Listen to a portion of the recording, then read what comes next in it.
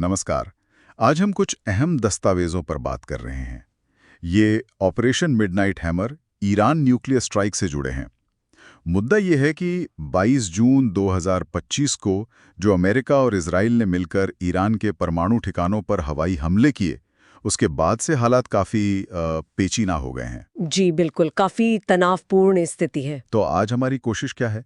हम समझने की कोशिश करेंगे कि असल में हुआ क्या था। इन हमलों का आप कह सकते हैं बड़ा रणनीतिक असर क्या पड़ा। हाँ, और अभी जमीनी हकीकत क्या है? बिल्कुल। इन दस्तावेजों में B2 स्टेल्थ बॉम्बर्स का जिक्र है और वो मैसिव ऑर्डिनेंस पेनिट्रेटर्स, मॉप्स जिन्हें कहते हैं। हाँ, वो भारी बम जो बहुत गहराई तक मार करते हैं। वही। अमेरिकी अधिकारी तो इसे जबरदस्त कामयाबी कह रहे हैं। पर क्या वाकई सब कुछ इतना साफ है? चलिए इसी पर गहराई से बात करते हैं। तो ये ऑपरेशन मिडनाइट हैमर ये 22 जून को शुरू हुआ। अमेरिका तो पहले से ही 13 जून से इस ईरान इजराइल संघर्ष में इजराइल के साथ था। जी। इस ऑपरेशन में अमेरिका ने अपने B2 बॉम्बर्स इस्तेमाल किए और पनडुब्बियों से टॉमाहॉक मिसाइलें भी दागी। और निशाना थे ईरान के 3 बहुत महत्वपूर्ण परमाणु ठिकाने, नतान्स, फोर्डो और इस्फहान। हाँ, और अमेरिकी सूत्रों का कहना है कि उनके किसी सैनिक को कोई चोट नहीं आई, कोई हताहत नहीं हुआ। अच्छा। लेकिन दूसरी तरफ ईरान का विदेश मंत्रालय उन्होंने माना है कि उनके इन ठिकानों को बुरी तरह नुकसान पहुंचा है। हाँ, ये बयान आया उनकी तरफ से। और जैसा मैंने कहा, अमेरिकी अधिकारी इसे जबरदस्त कामयाबी का नाम दे रहे हैं। पर सवाल वही है, क्या ये वाकई? देखिए, यहीं पर रणनीतिक असर की बात आती है। अमेरिका और इजराइल, उनका मानना तो यही है कि इस हमले से ईरान का परमाणु कार्यक्रम कई साल पीछे चला गया है। कई साल? हाँ, उनका दावा यही है।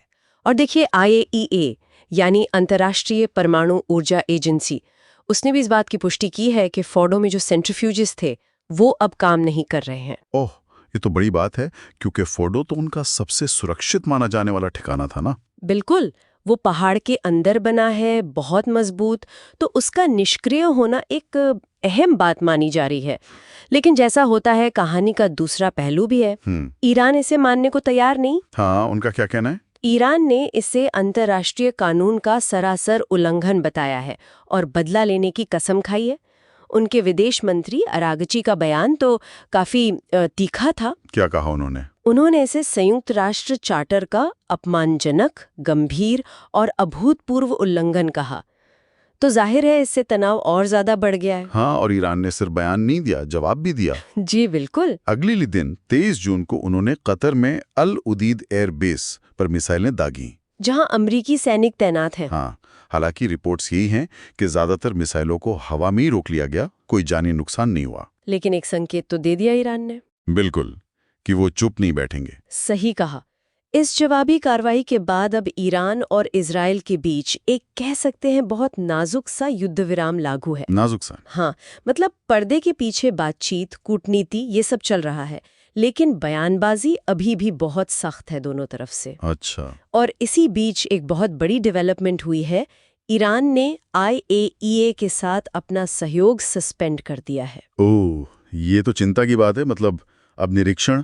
जी, अब IAEA के निरीक्षकों की पहुंच सीमित हो गई है और परमाणु कार्यक्रम की निगरानी के लिहाज से ये वाकई एक चिंताजनक बात है। ये तो है। और यहाँ एक और विरोधाभास सा दिख रहा है। कैसा विरोधाभास? एक तरफ तो पेंटागन के अधिकारी हैं, जैसे हेगसेथ, जनरल केन, वो हमले की सटीकता की तारीफ कर रहे हैं कि निशाना कितना सटीक था। जी। लेकिन दूसरी तरफ कुछ खुफिया रिपोर्ट्स लीक होने की खबरें हैं और वो रिपोर्ट्स इशारा कर रही हैं कि शायद ये नुकसान उतना स्थायी न हो, शायद अस्थायी हो। और भी ज्यादा उलझा देता है। कैसे? देखिए, ये दिखाता है कि जमीनी लड़ाई के साथ साथ एक सूचना युद्ध, एक नैरेटिव की लड़ाई भी चल रही है। अच्छा, मतलब प्रोपेगेंडा कह सकते हैं। आधिकारिक बयान कुछ और कहते हैं, लीक हुई जानकारी कुछ और इशारा करती है।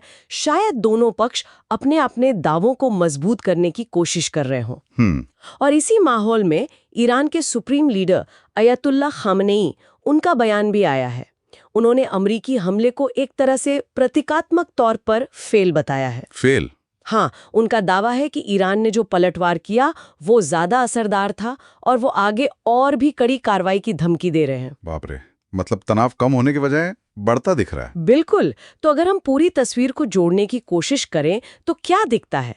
सैन्य नजरिए से देखें तो अमेरिका और इजराइल ने ईरान के अहम परमाणु ठिकानों को निशाना बनाया। हाँ। कम से कम फोर्डो को निष्क्रिय करने का दावा है।